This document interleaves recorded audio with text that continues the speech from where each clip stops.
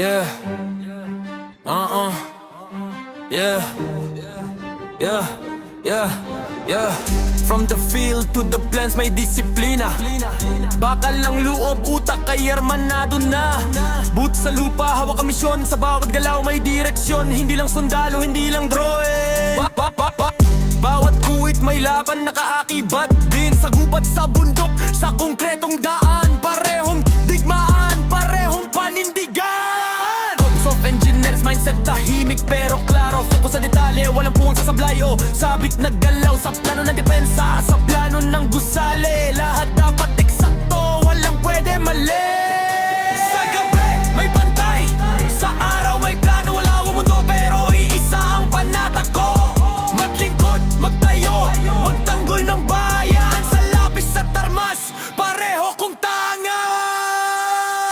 Hindi lahat makakaintindi ng bigat ng responsibilidad na araw-araw pasan. Sa likod ng helmet at sa likod ng plano, parehong may sakripisyong di basta tinatago. Disiplina ang pundasyon, tabang ang bakal, integridad ang haligi. Di natitinag kailanman kung may babagsak ako ang magtatayo. Kung may lalaban ako ang haharap dito.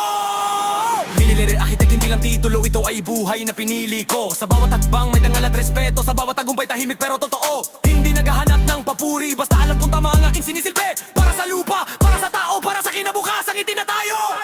Sundalo sa puso, arkitekto sa isip. Dalawang mundo, isang prinsipyo, hambit. Corps of Engineers, mindset ang ugat. Sa plano at laban, hindi umatras. Military architect, ito ang pangalan. Tabang at talino, sabay sa paninindigan. Mula guhit hanggang gera, buo ang layon.